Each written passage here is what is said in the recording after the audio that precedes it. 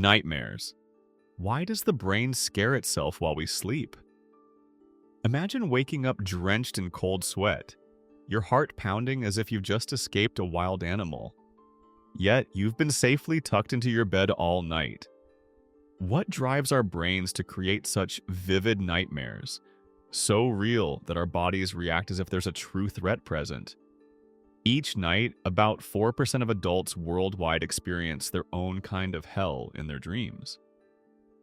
That's nearly 320 million people regularly haunted by nightmares. Here's the intriguing part. Current research suggests that your brain actually crafts these terrifying scenarios deliberately. In fact, certain regions of your brain can be even more active during a nightmare than when you're awake. So why has evolution equipped us with the ability to frighten ourselves? Are nightmares simply glitches in our mental software, or is there a deeper purpose? Today, we'll dive into the neuroscience of night terrors and discover whether it's possible to gain control over the content of our dreams.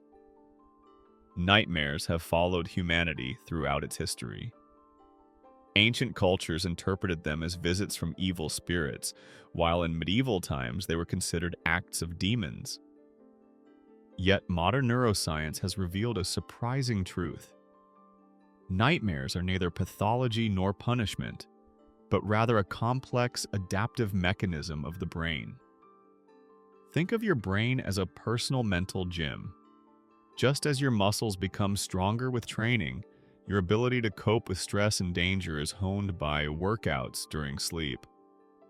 Nightmares serve as simulators for threats, preparing us to face real-life challenges. However, sometimes this protective system malfunctions. Beneficial dreams can morph into chronic nightmares that drain your mental resources rather than enhance them. People begin to dread falling asleep, disrupting their natural restorative cycles and getting trapped in a vicious circle. Today's video will tackle 3 key questions. First, what actually happens in your brain during a nightmare?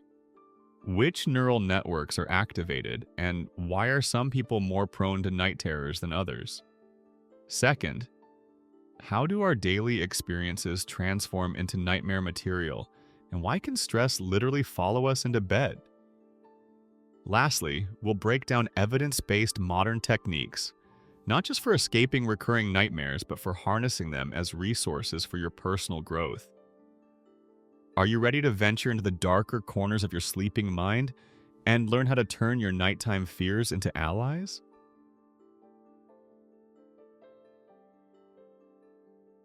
Part 1. The Neuroanatomy of Fear. To understand how nightmares work, imagine your brain as an orchestra. Normally, all the instruments play together in harmony, creating the melody of your consciousness. But during a nightmare, the conductor loses control, and some sections become so loud they drown out the rest. The lead player in this chaos is the amygdala, a tiny almond-shaped structure deep in your temporal lobe. It's your watchdog, constantly on alert for threats in your environment. When the amygdala senses something suspicious, it triggers a cascade of responses. Your heart races, your blood pressure rises, stress hormones are released. Usually your prefrontal cortex, a sort of internal sensor or analyst, can calm the overactive amygdala, much like an experienced diplomat who says, "Wait, let's see if this is really dangerous." But during REM sleep, when our most intense dreams occur, the prefrontal cortex takes a break. Its activity drops sharply. Picture your home with the fire alarm switched off, but an ultra-sensitive smoke detector left running. Any whiff of smoke sets off the alarm. That's what happens during a nightmare. Your amygdala reacts to dream images as if the danger is real, and your prefrontal cortex isn't able to intervene. The third key player is the hippocampus, your brain's librarian. It stores memories and helps establish context. When the hippocampus malfunctions, the brain loses its ability to distinguish past from present, reality from dream. There's one more important detail. People who frequently experience nightmares often show increased cortical activity, even when they're awake. Their brains are constantly on alert, much like a radar scanning for enemy aircraft. This hyperactivity may result from genetic predispositions, childhood trauma, or chronic stress. Remarkably, a nightmare even changes your brain's chemistry. Normally, during REM sleep, your levels of norepinephrine and serotonin, neurotransmitters tied to alertness and mood, naturally drop, allowing the brain to process emotional memories safely. When this system malfunctions, emotions retain their original power. At this point, you can see that a nightmare isn't just a scary dream. It's the outcome of an imbalance in a sophisticated neural network. And most importantly, this imbalance can be corrected. Part 2. From daytime worries to nighttime fears. Have you ever wondered where the plots of your nightmares come from? Why do some people dream of falling, others of being chased, and some about losing loved ones? The answer lies in how our brains process our daily experiences into dream content. Imagine your memory as a massive library, each memory filed on its own shelf. Throughout the day, your brain expands this collection. Important meetings go under priorities, pleasant moments under positive emotions, and stressful events get the needs attention tag. At night, during REM sleep, the brain transforms into a nocturnal librarian, deciding what to display, what to store for the long term, and what to toss out. But this isn't a calm cataloging process. It's more like shuffling the contents of every shelf at once. This is why your third-grade teacher, yesterday's argument with a coworker, and your childhood fear of darkness can all mash up in a single dream. The brain creates surreal combinations, looking for links between different experiences and emotions. Normally, this nighttime remix helps us make sense of our lives and prepare for future challenges. But what happens when your library shelves are overflowing with toxic books? If you're swamped with chronic stress, traumatic episodes, or unresolved emotional conflicts, the librarian gets overwhelmed. Instead of neatly arranging memories, your brain mashes fears and anxieties together, creating frightening dream collages. People with post-traumatic stress disorder are especially vulnerable. Their brains seem stuck in permanent danger mode. Traumatic memories aren't properly processed and keep pulsing with the same intensity as the original event. Every night, these memories resurface, forcing the person to relive the trauma again and again. Another curious pattern: people who repress their emotions during the day tend to have more intense nightmares. If you don't allow yourself to fully experience stress or fear while awake, these bottled-up feelings often burst out at night in a more dramatic, disturbing fashion. Sleep quality is crucial. Sleep deprivation triggers what's known as REM rebound.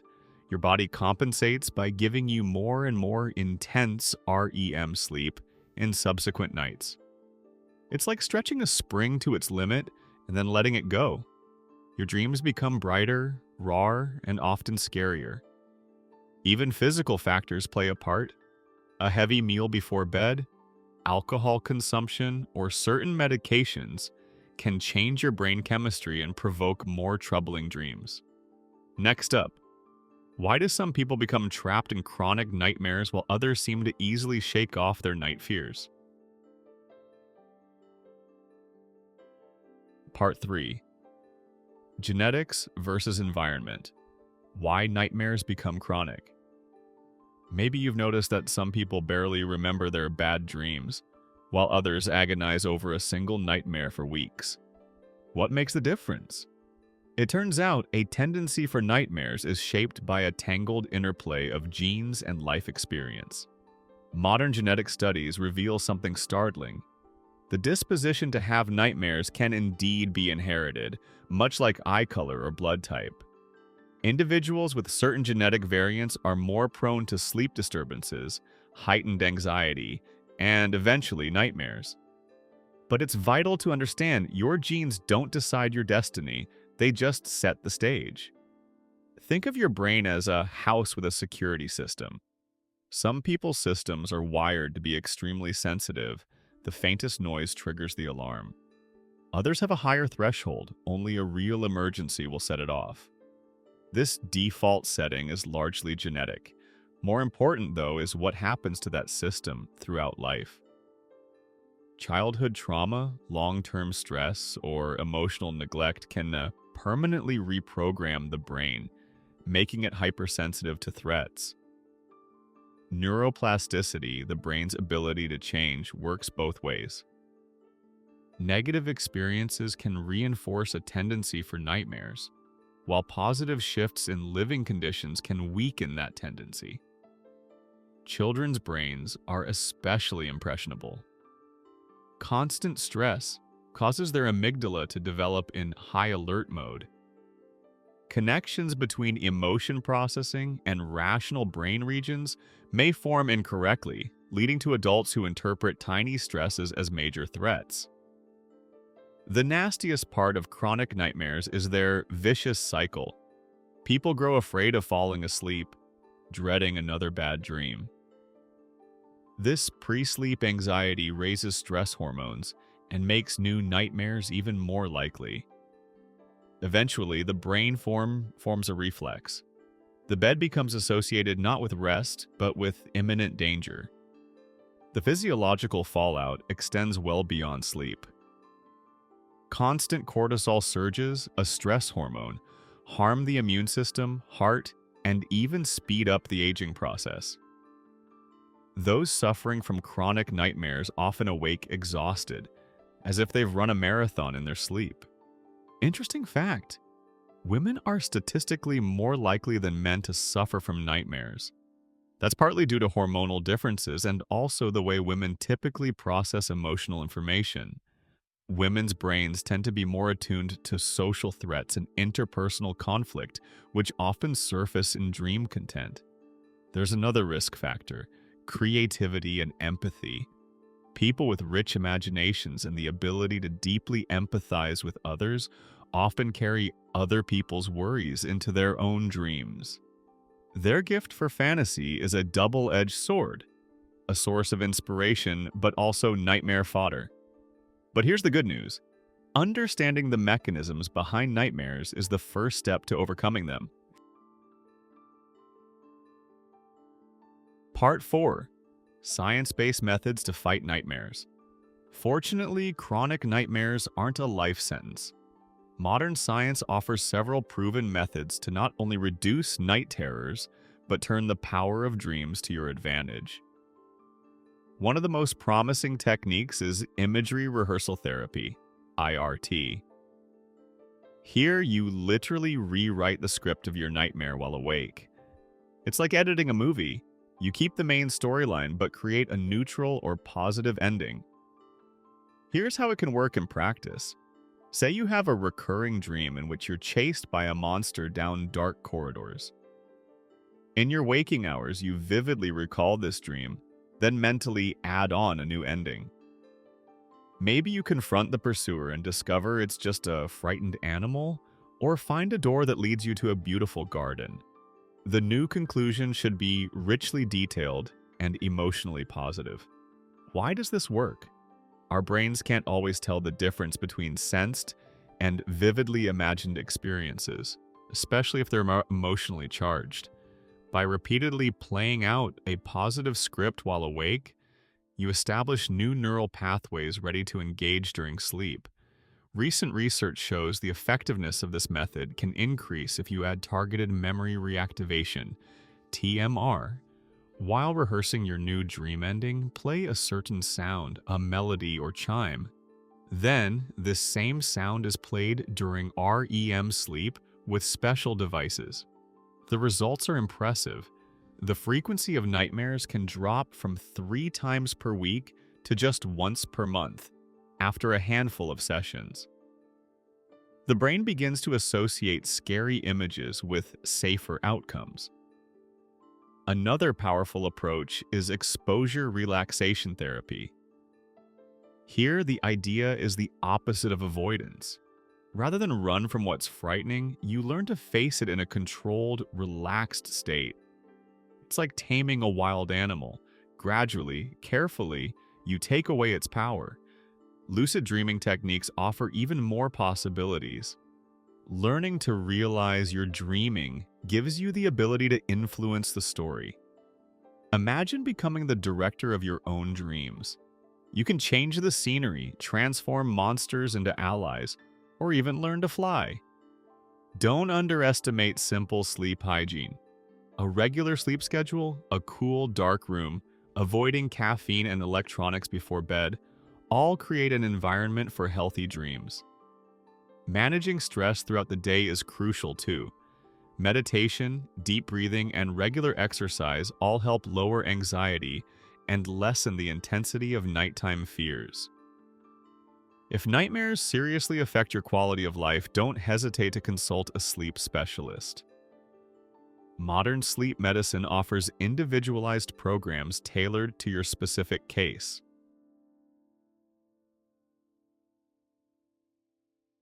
Part 5.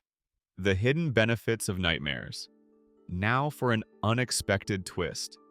What if I told you that nightmares, in moderation, can actually be good for your mental health? Recent studies reveal that frightening dreams serve important adaptive roles, helping us cope with real-world challenges. Think of nightmares as a kind of virtual survival simulator.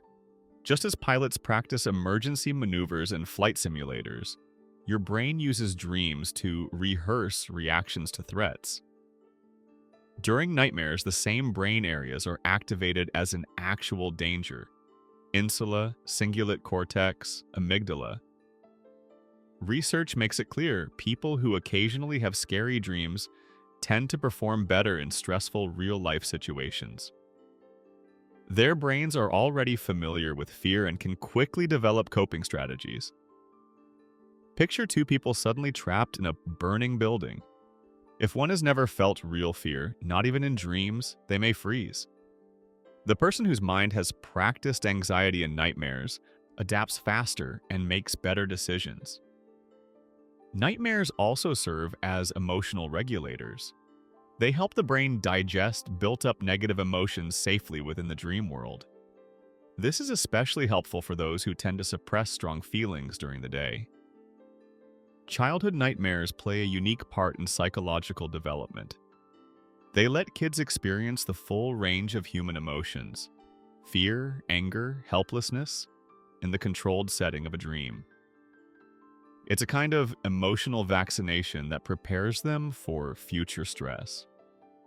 Curiously, the content of nightmares often reflects current life challenges. A student before an exam dreams of disasters. A new parent dreams of not protecting their child. The brain uses the symbolic language of dreams to work through worries and uncover inner resources. Some creative people even deliberately cultivate vivid or frightening dreams as sources of inspiration. History is full of scientific breakthroughs, works of art, and inventions that first appeared in dreams. The key here is moderation. Nightmares that happen rarely and don't disrupt sleep are beneficial. But if they become chronic and exhausting, they lose any adaptive value and require intervention. Conclusion. So, we've taken a remarkable journey through the labyrinths of the sleeping mind. Now we see nightmares aren't random acts of nature, but a sophisticated adaptive mechanism that sometimes malfunctions. 3 key insights stand out. First, nightmares spring from an imbalance between your brain's emotional centers and the regions controlling them. This isn't a sign of weakness or mental illness, but a specific kind of neural activity that can be managed. Second, the content of our night terrors is directly linked to our daily lives. Stress, trauma, and repressed emotions all become dream material through complex memory processes. Handle stress by day, and your nights naturally improve. Third, there are proven scientific techniques for dealing with chronic nightmares. From imagery rehearsal therapy to lucid dreaming, you have a powerful toolkit for turning night fears into allies. Perhaps the most important lesson is that moderate nightmares can help you. They build resilience, process emotions, and prepare you for real challenges. If you're struggling with recurring nightmares, don't wait to act. Start with a simple step. Keep a dream diary for 2 weeks. Record not just the nightmares, but also your previous day's events, stress levels, and sleep quality. You'll soon spot your own triggers. Remember, your brain isn't trying to torment you with nightmares. It's trying to protect you. Our task is to channel this protection into a constructive force and turn night fears into tools for personal growth. Wishing you restful, peaceful sleep. All names, references, and cultural examples in this translation have been adapted for a North American audience where appropriate. If you need this text formatted as a script for video narration or require further localization for a specific audience, please indicate.